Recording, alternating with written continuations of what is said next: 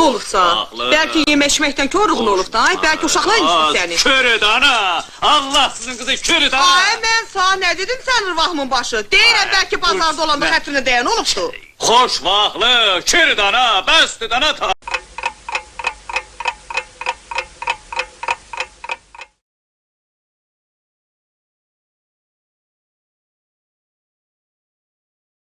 Ata, mən də özümlə apardım, nə olar apardı? Yok İsmail, dedim ki evde kalacaksın. Nə olar, mən dərslərimi orada hazırlayacağım, bax. Kitablarımı da özümlə aparırım. Sen derslerini ancak evde çalışmalısın. Apardı, nə olar apardı. Ben senin 2 yıl bir sınıfta kalmağına razı olabilmem. Apar.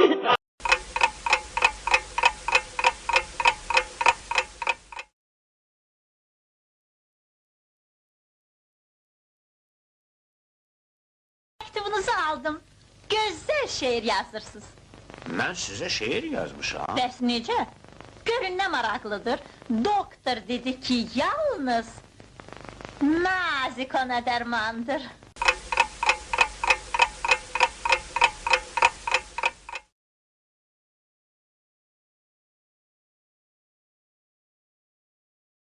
Gelmişim eve, kızım bana deyir ki, papa, bu yarlıq bura əlindən tikilib ki, akajımıtsa bu heç ərəbski də deyil.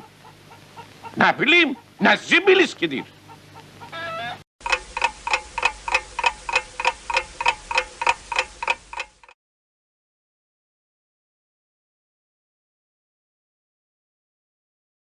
Sen dedemi düz 4 aydır.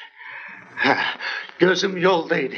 Ben bilirdim ki qayıdacaqsan. Budur, yana da evimizdəsən. İndi mən rahatca ölə bilərəm. Beni ölümden kurtaran budur.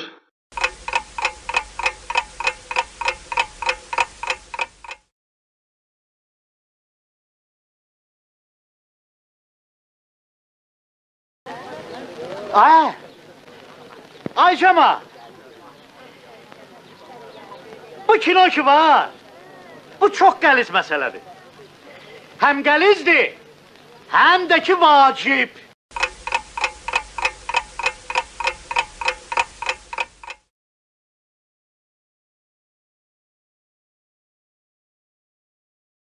Çok kıymetli bitkidir. Adı da s'appelle Comedina africana. Jordan ağa, o yarpızdır. C'est Comedina africana. On dit qu'elle est bien contre malandant. Jordan ağa, o düşkündü öyle. O bu baş ağrısının, baş gəlləmənin dərmanıdır.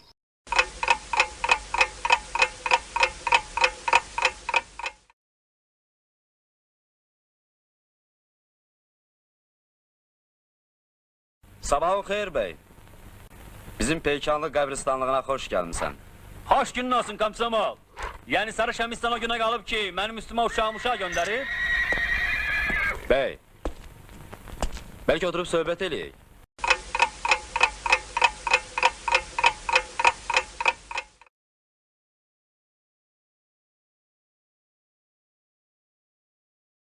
Ölüm o, xeyrola, məni niye çağırmısan? Atan-anan gəlib səni görmək istəyirlər. Ne boş danışırsan? Mənim atam-anam 40 il bundan əvvəl rəhmətə gedib yetim qalmışam.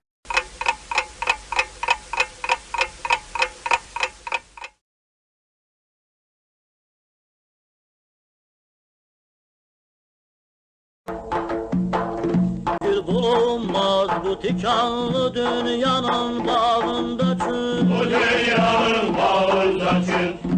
Hepsem ol bihuda gülsüz yerde gülzar istemez.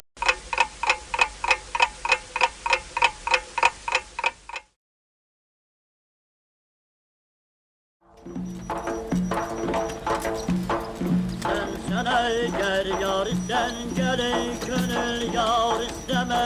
Geley gönül yar isteme. Yar dildar ol mene sen yar dildar isteme. Sen yar dildar isteme. Bir vefadır çum